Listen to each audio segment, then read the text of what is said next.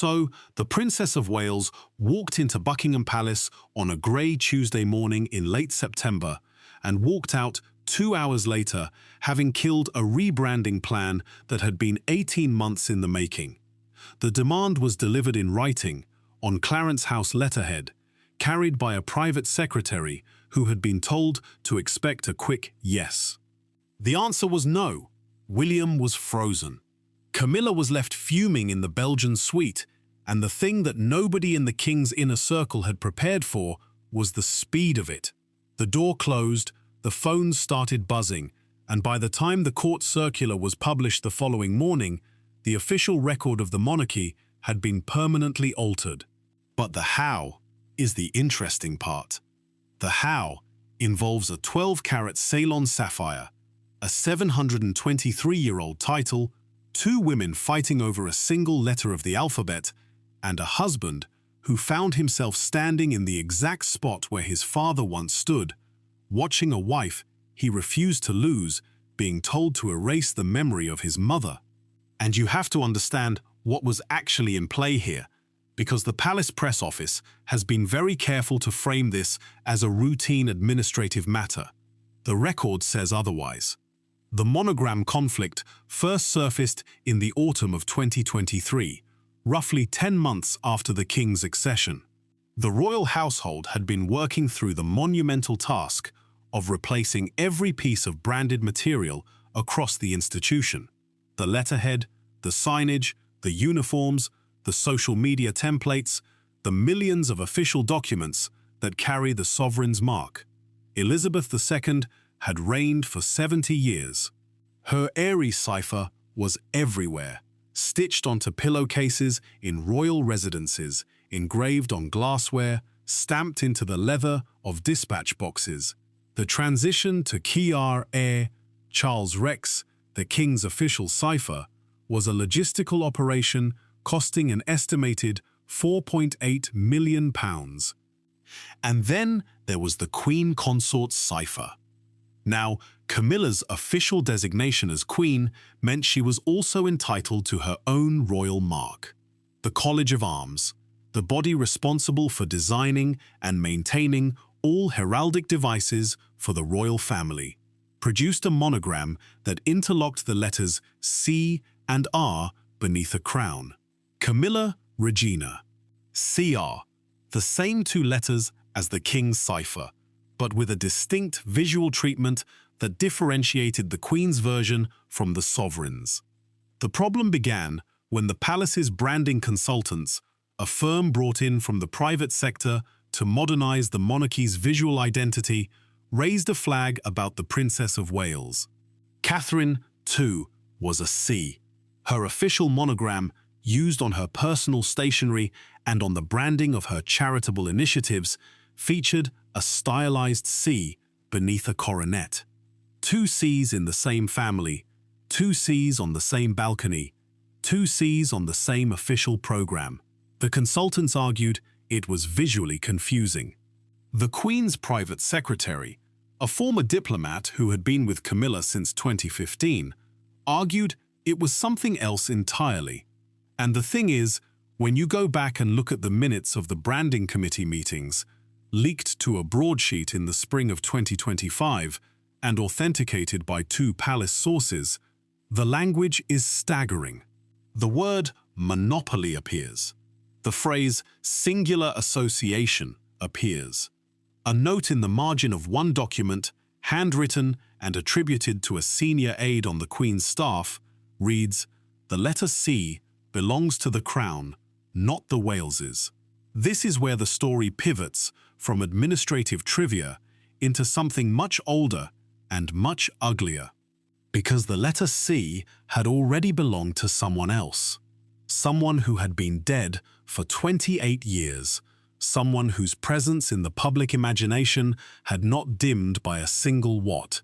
And someone whose son was now watching his wife being asked to surrender the initial she had used since the day she walked into St. Andrews as a 19-year-old art history student. So let's talk about the threat. Not the polite version the palace briefed to friendly journalists. The actual threat. the one delivered in a private meeting between the Queen's private secretary and the Princess of Wales's Chief of Staff on the 14th of October, 2024. Catherine was to change the spelling of her name officially on all royal communications, on all public-facing materials, on the court circular, on the letterhead of the Royal Foundation, on the branding of her early years campaign, on everything. The name Catherine, with a C, would be reserved for the Queen. The Princess of Wales would transition to Catherine, with a K. The justification offered was a 3-page memo titled Visual Distinction in Joint Crown Communications, which argued that 2 C's in the working monarchy created unacceptable ambiguity for the public. The memo did not mention Diana. It did not need to. The memo was a grenade rolled across a polished table, and what it was really asking was for the Princess of Wales to sever the last, most intimate symbolic link between her public identity and the woman who had held her title before her. And you have to understand what the Princess of Wales title actually is, because the history here is not decorative, it is structural. The title of Prince of Wales was first created in 1301, when Edward I conferred it on his son, Edward of Caernarvon. The title was not automatic. It was not hereditary in the sense of passing from father to son without interruption. It had to be granted by the sovereign, and it was granted specifically to the heir apparent. The spouse of the Prince of Wales became the Princess of Wales by marriage, but the title was not held in her own right. It was a courtesy, a reflection of her husband's status. Diana Spencer became the Princess of Wales on the 29th of July, 1981, the day she married Charles at St. Paul's Cathedral. She was 20 years old. The title consumed her. She was the first Princess of Wales in 7 decades. The last had been Mary of Teck, who became Queen Consort in 1910, and the public had no recent memory of what the role was supposed to look like. Diana defined it. She turned a medieval courtesy title into a global brand, a humanitarian platform, a weapon. She was the Princess of Wales for 16 years, from 1981 until her death on the 31st of August, 1997. And when she died, the title died with her. No one else used it. Camilla, when she married Charles in 2005, was legally the Princess of Wales, but chose to use the lesser title Duchess of Cornwall. The statement from Clarence House at the time said the decision was made out of respect for the late Diana, Princess of Wales. Everyone knew what that meant. The title was haunted. Charles, as king, had the sole authority to confer the title of Prince of Wales on his heir. He did so on the 9th of September, 2022, in his first address to the nation as sovereign. The words were specific. With Catherine beside him, our new Prince and Princess of Wales will, I know, continue to inspire and lead our national conversations. The letters patent confirming the title were issued the following week. Catherine was now the Princess of Wales, the first woman to hold the title since her mother-in-law died in a Paris tunnel. The weight of that was not lost on anyone. Catherine knew what she was walking into. She had spent 11 years as the Duchess of Cambridge, carefully building a reputation for steadiness, for discretion, for the kind of quiet competence that made her the most popular member of the royal family in tracking polls. She had never put a foot wrong in public. She had never given an interview that required a clarification. She had never been the subject of a critical headline that stuck, and now she was being asked to take on a title that was synonymous with the most famous, most photographed, most mourned woman of the 20th century. She did not blink. The first time she was referred to as the Princess of Wales in public, at an engagement in Swansea in September 2022, she turned to the well-wisher and said, "I know what that name means. I'm going to try to do it justice." And the ring was on her finger. The ring, the 12-carat oval Ceylon sapphire, surrounded by 14 solitaire diamonds, set in 18-carat white gold. The ring that Charles had purchased from Garrard, the crown jeweller, in February of 1981 for £28,000. The ring that Diana had chosen herself from a catalogue, breaking with the tradition that royal engagement rings were custom-made. The ring that Diana had worn even after her divorce was finalized in August 1996, because the Queen had allowed her to keep it, along with the title of Princess of Wales, stripped of the HRH style but not of the name. The ring had passed to William after Diana's death. He had carried it in his rucksack for 3 weeks through Kenya, waiting for the right moment to propose to Catherine. He had knelt on the shore of a remote lake at an altitude of 12,000 feet, and he had told her that the ring was his mother's way of being there, of being part of it. Catherine had said yes. She had worn the ring every day since. She had worn it through 3 children, through a pandemic, through a cancer diagnosis that she announced to the world in a video message filmed in the gardens of Windsor.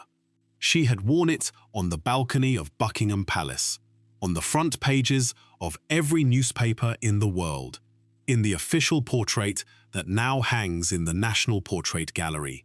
And now, Camilla's team was asking her to change her name, the first letter of her name.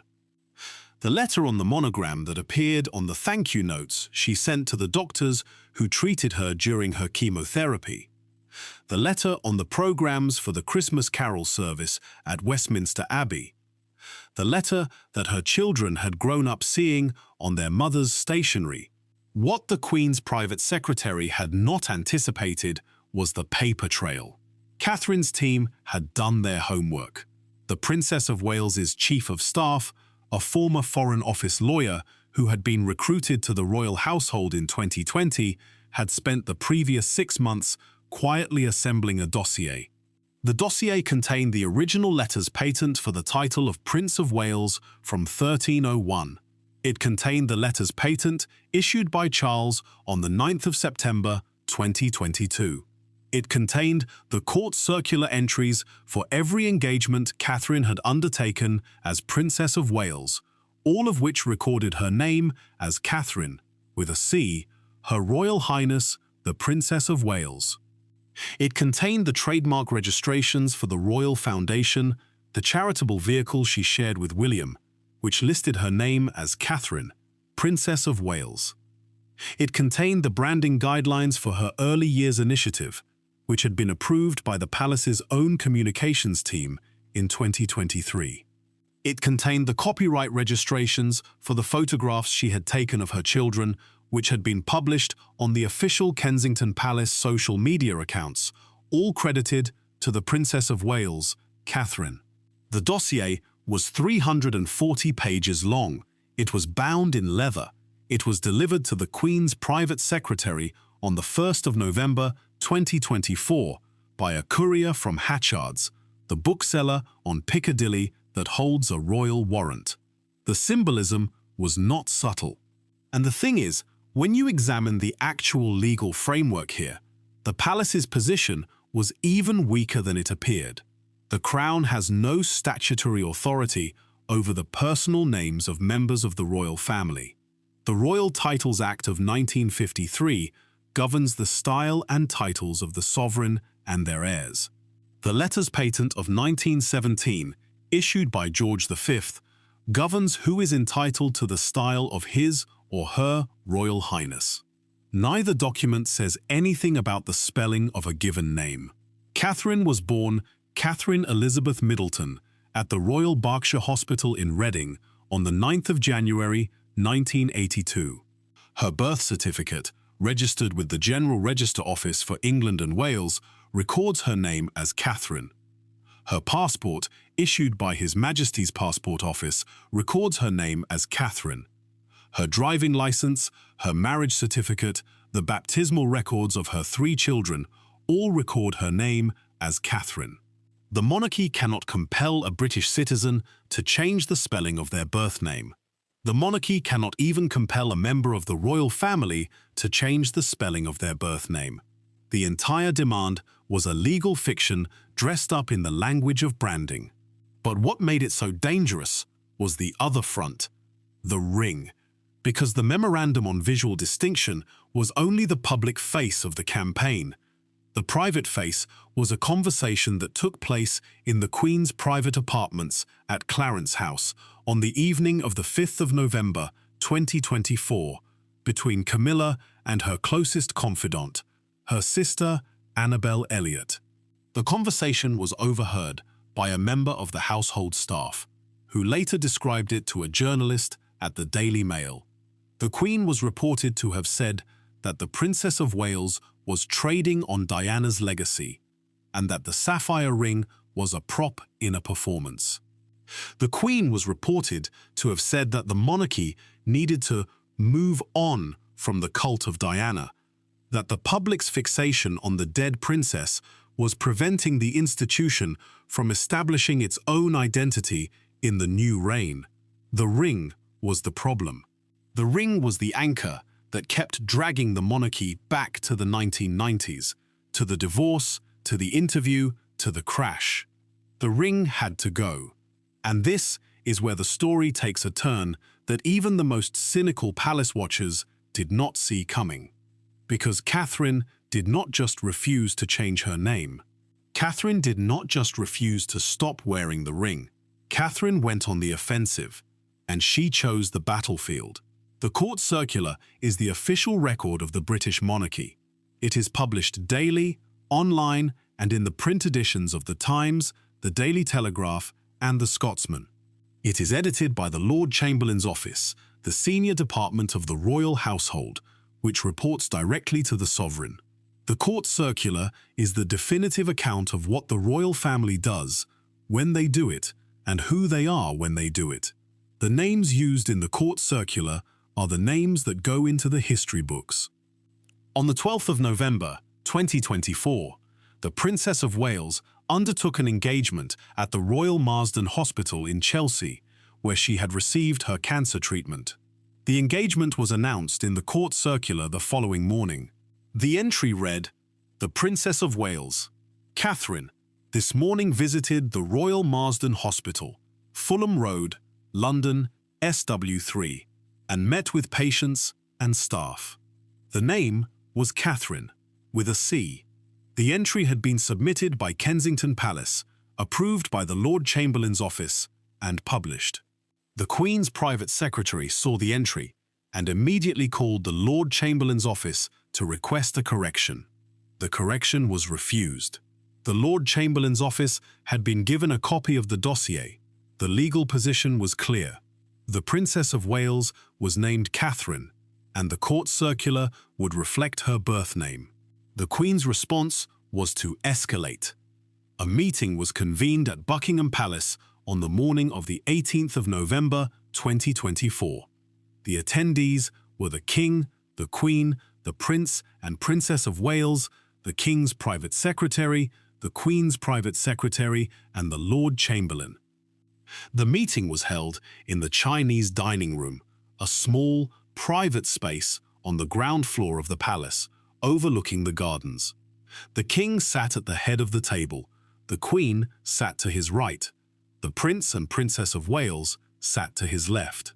The Queen's private secretary opened the meeting by presenting a revised branding proposal, which had been prepared by the consultants and approved by the Queen. The proposal called for the Princess of Wales to adopt the monogram KPW, Catherine, Princess of Wales, on all official materials. The proposal argued that the change would be phased in over a period of 12 months to minimize public confusion. The cost of the rebranding was estimated at £2.1 million, to be covered by the sovereign grant, the annual payment from the Treasury that funds the monarchy's official duties. The King listened. The King did not speak. The King, according to a source in the room, looked at his wife, then at his son, then at his daughter-in-law, and his expression was one of a man who had seen this movie before and knew exactly how it ended. William spoke first. He said that the proposal was unacceptable. He said that his wife's name was not a branding asset. He said that the ring on her finger was not a prop. He said that his mother had been dead for 27 years, and that the monarchy had spent 27 years trying to decide whether to remember her or forget her, and that the answer was not up for negotiation. The Queen responded. She said that the monarchy was a family business, and that family businesses had to make decisions about branding. She said that the public was confused by the proliferation of royal monograms. She said that the crown needed a single, clear visual identity, and that the letter C was the sovereign's letter. The Princess of Wales had not spoken until this point. She had been sitting very still, her hands folded on the table, the sapphire ring catching the light from the chandelier. She looked at the Queen, she looked at the King, she looked at her husband, and then she said the line that, within 48 hours, had been quoted in every newsroom in the English-speaking world. The line that the palace press office has never confirmed and never denied. The line that was relayed by 3 separate sources in the room, each of whom described it in exactly the same words. My name is Catherine, and my title is the one my husband's mother made unforgettable. Neither is subject to your revision. The room went silent. The king's private secretary, a man who had served in the royal household for 31 years, later told a colleague that he had never heard a silence like it. The Queen's face flushed. The Queen's private secretary began to speak, but the king raised his hand and the man stopped. The king turned to the Princess of Wales. He said, "I understand." The meeting ended. The Queen left the room without speaking to the Princess of Wales. She did not speak to her for 6 weeks. The consequences of that meeting unspooled over the following months. The branding proposal was withdrawn. The consulting firm's contract was not renewed. The Queen's private secretary was reassigned to a position at the Royal Collection Trust, a move that was officially described as a promotion but was universally understood within the palace to be a demotion. The king ordered a review of all royal monograms, which concluded that the existing arrangements were perfectly adequate and that no changes were required. But the damage had been done. The relationship between the Queen and the Princess of Wales, which had been cordial, if not warm, was now frozen. The 2 women attended the same events, stood on the same balconies, smiled the same smiles, and the cameras captured it all. But the conversations were minimal. The coordination, which had previously been handled directly between their private offices, now required intermediaries.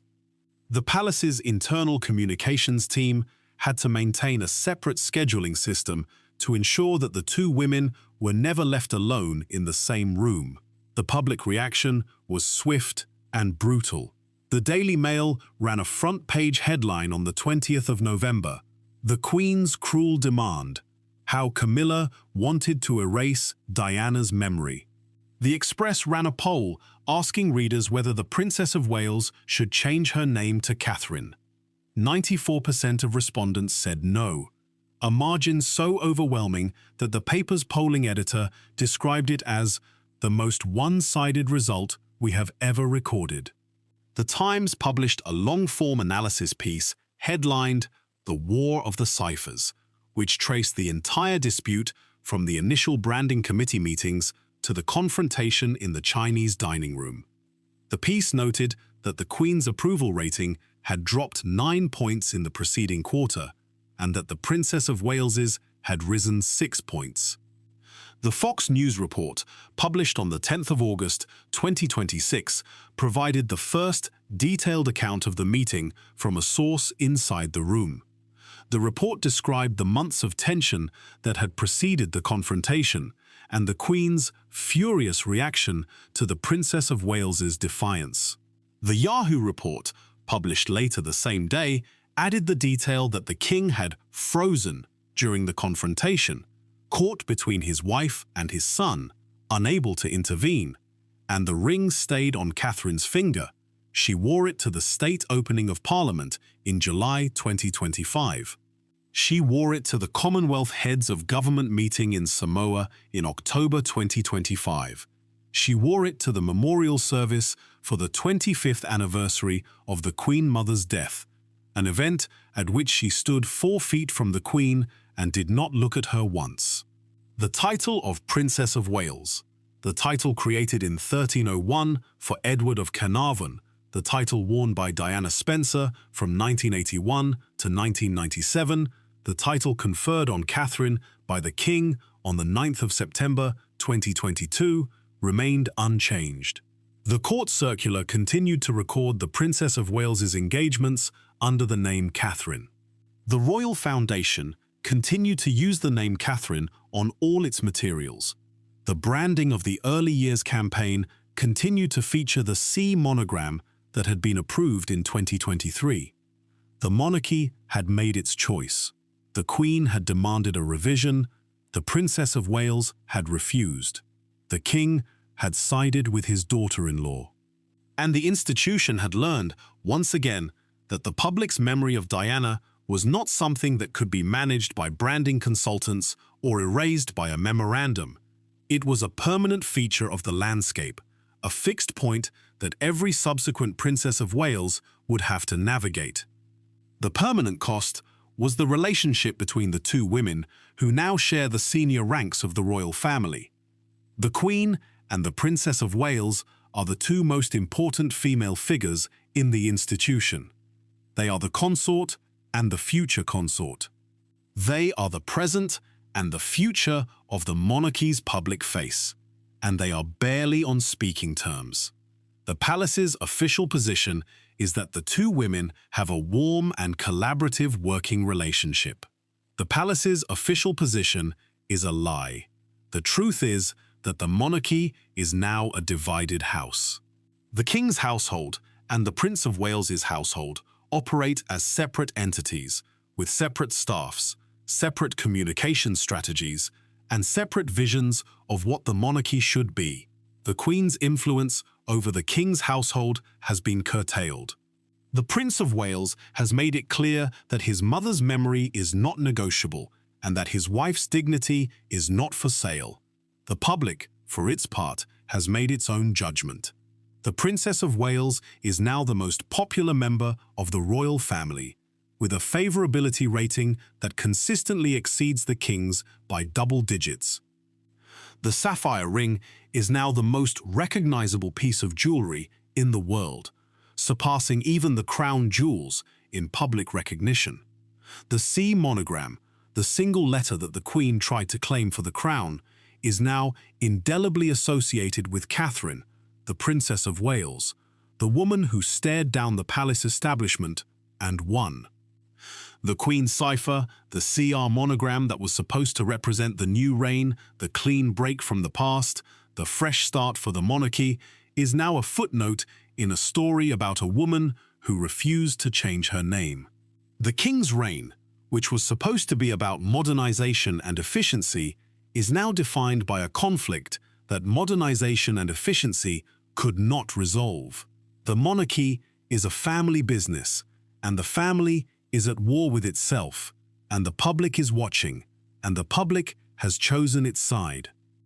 And the thing that nobody in the palace can quite bring themselves to say out loud is that the Queen lost because she never understood what she was fighting. She thought she was fighting over a letter. She was fighting over a ghost, and the ghost was always going to win.